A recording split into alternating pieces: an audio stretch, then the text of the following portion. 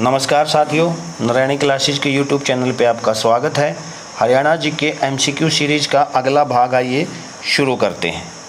First question है, हिसार व हांसी के किस सेना नायक ने हांसी के दुर्ग को जीता था? करेक्ट कर लीजिएगा, ये हंसी नहीं है, हांसी है। हमसे पूछा गया है कि हिसार व हांसी का वह कौन सा सेना नायक था जिसने हांसी के दुर्ग को जीता था? ऑप्शन है हसन खान, जाटवा, हेमचंद्र, अनंगपाल। राइट आंसर हो जाएगा जाटवा। जाटवा था जिसने हांसी के दुर्ग पर विजय प्राप्त की थी। हांसी इतिहास की दृष्टि से काफ़ी महत्वपूर्ण स्थान रखता है। हांसी में दुर्ग, यह आप ध्यान रखिएगा, दुर्ग की अभी तो हमने जिक्र ही किया, दुर्ग मौजूद है। इसके अलावा बड़सी गेट भी हांसी में स्थित है। इसके ऊपर एचएसएससी क्वेश्चन पूछ चुकी है कि बड़सी गेट कहाँ स्थित है, तो बड़सी गेट भी आपका हांसी में स्थित है। चार दीवारी, शहर की चार दीवारी, ये भी हांसी के अंदर ही मौजूद थी। और सबसे इम्पोर्टेंट, लखी बंजारे का मकबरा, ये भी ध्यान रखिएगा, लखी बंजारे का मकबरा जो है ये भी आपके हांसी में स्थित है। क्लियर है? चलिए नेक्स्ट है, हिसार के गुजरी महल में एक स्तंभ पर कितने अभिलेख हैं? ऑप्शन देखते हैं, 7, 5, 8 या 4। तो राइट आंसर है 8। गुजरी महल जो है वो हिसार में स्थित है। बहुत बार ये क्वेश्चन एचएसएससी या एचपीएससी द्वारा पूछा गया है कि गुजरी महल कहाँ स्थित है, तो हिसार में स्थित है। इसका जो निर्माण है वो 1354 ईस्वी में फिरोज शाह तुगलक, ये ध्यान रखिएगा, फिरोज शाह तुगलक और गुजरी, इन दोनों में प्रेम संबंध था, फिरोज शाह तुगलक और गुजरी में। और फिरोज शाह तुगलक के द्वारा अपनी प्रेमिका गुजरी के प्रेम में इस गुजरी महल का निर्माण जो है वो करवाया गया था। और इस महल का जो निर्माण हुआ है वो काले पत्थरों के से करवाया गया है। तो ये ध्यान रखिएगा, काले पत्थरों से इसका निर्माण हुआ है। फिरोज शाह तुगलक और गुजरी के प्रेम संबंधों का ये प्रतीक है। नेक्स्ट है, चौधरी कृपाराम का संबंध हरियाणा के किस जिले से था? पहले मैं आपको कृपाराम जी के बारे में कुछ बता दूं। कृपाराम जो है ये गांधी प्रचारक थे, गांधी जी के प्रचारक थे चौधरी कृपाराम। ऑप्शन देखते हैं, हिसार, जींद, रोहतक या अंबाला। तो राइट आंसर है हिसार। कृपाराम का जो संबंध है वो हरियाणा के हिसार ज़िले से हैं। इनका जो जन्म है वो हिसार ज़िले के शाहवड़ा गांव में हुआ था। तो ये भी ध्यान रखना है, हिसार ज़िले के शाहडवा जो गांव है उस गांव में इनका जन्म हुआ था। और इन्होंने सबसे पहले जुई कला गांव के अंदर, ये भी ध्यान रखिएगा, सबसे पहले जुई कला गांव के अंदर सूत कताई केंद्र की स्थापना की थी। किसकी स्थापना की थी?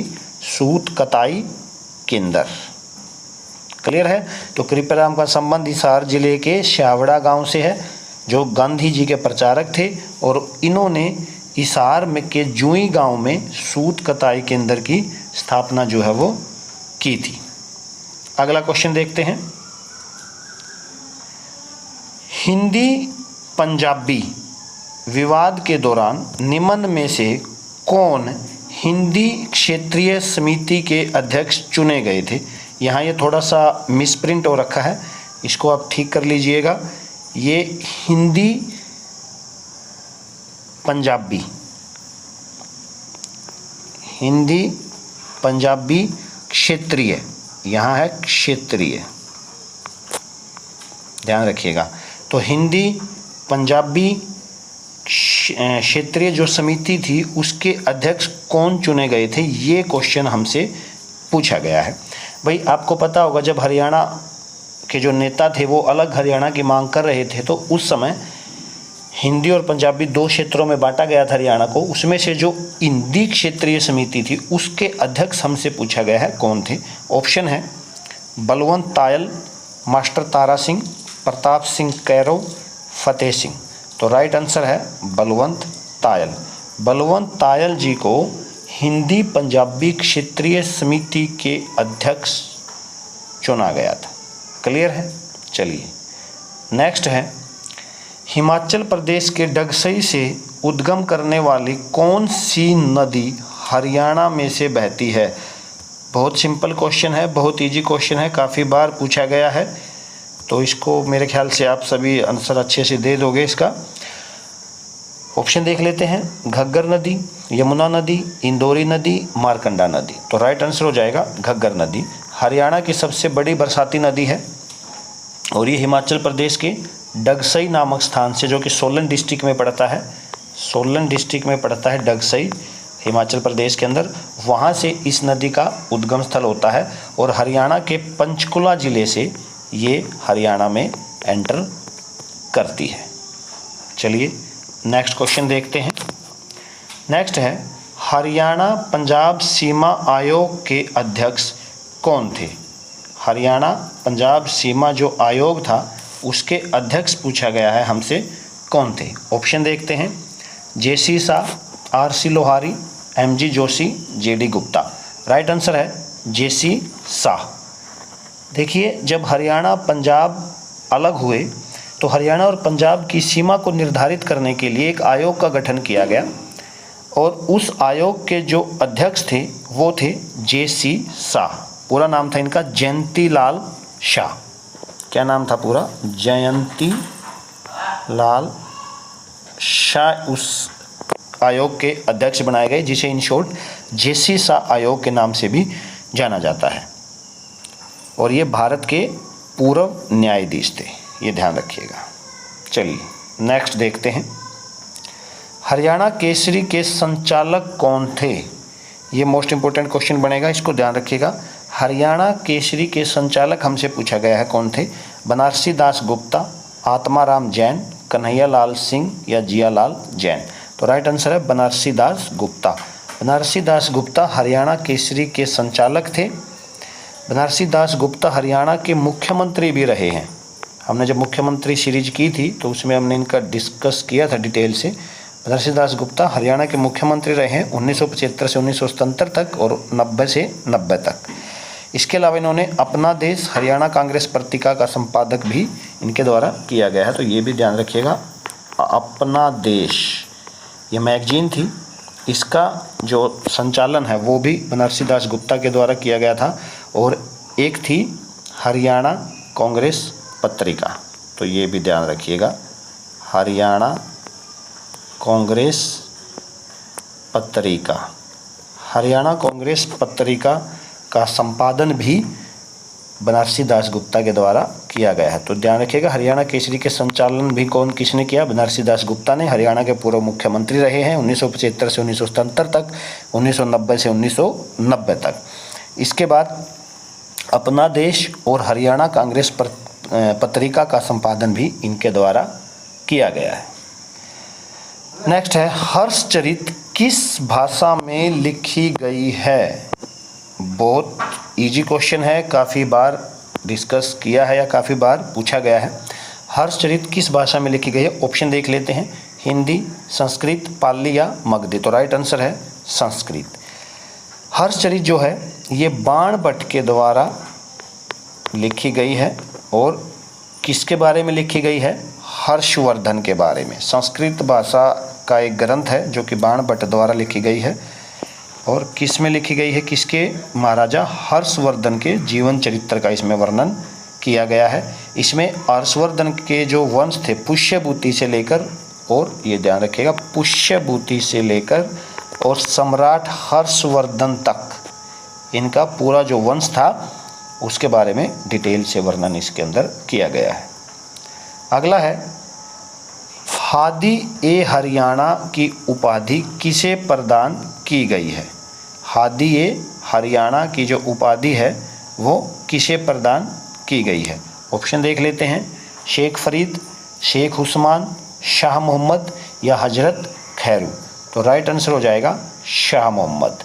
शाह मोहम्मद को हादी हरियाणा की उपाधि से नवाजा गया है। अब देखिए क्यों इनको ये उपाधि मिली।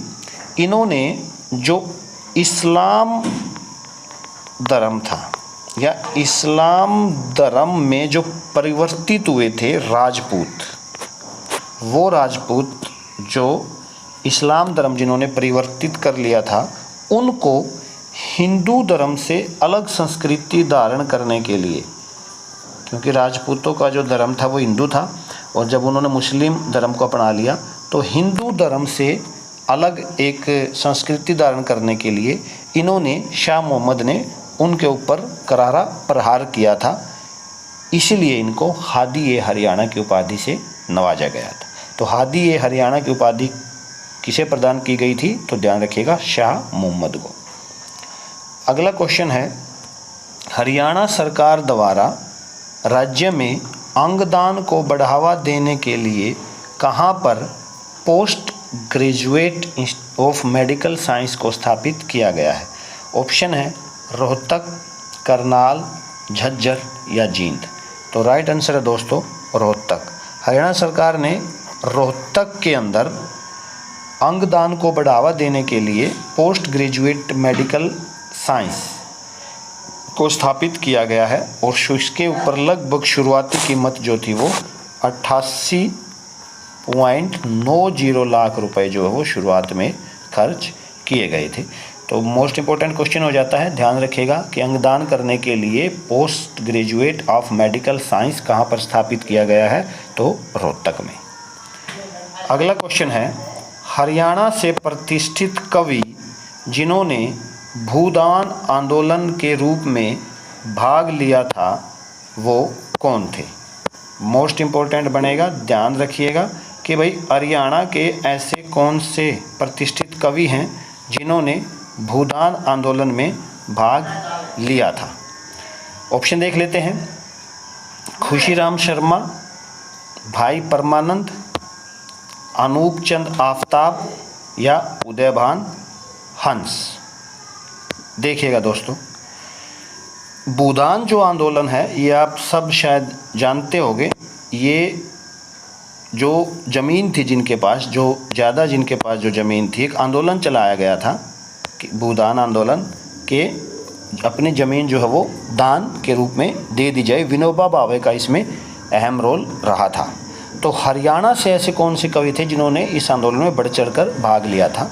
ऑप्शन है खुशीराम शर्मा, भाई परमानंद, अनूप चंद आफ्ताब और उदयभान हंस। तो राइट आंसर हो जाएगा भाई परमानंद। भाई परमानंद जो हैं वो हरियाणा से के प्रतिष्ठित कवि थे जिन्होंने भूदान आंदोलन में बढ़ चढ़कर भाग लिया था। नेक्स्ट है, हरियाणा से प्राप्त सबसे पुरानी मूर्तियाँ कौन सी हैं? ऑप्शन है सूर्य, विष्णु, महात्मा बुद्ध या यक्ष यक्षिणी। राइट आंसर है यक्ष यक्षिणी। यक्ष यक्षिणी की जो मूर्तियां हैं वो हरियाणा से प्राप्त जितनी भी मूर्तियां हैं उन सब में सबसे प्राचीन मूर्तियां मानी गई हैं।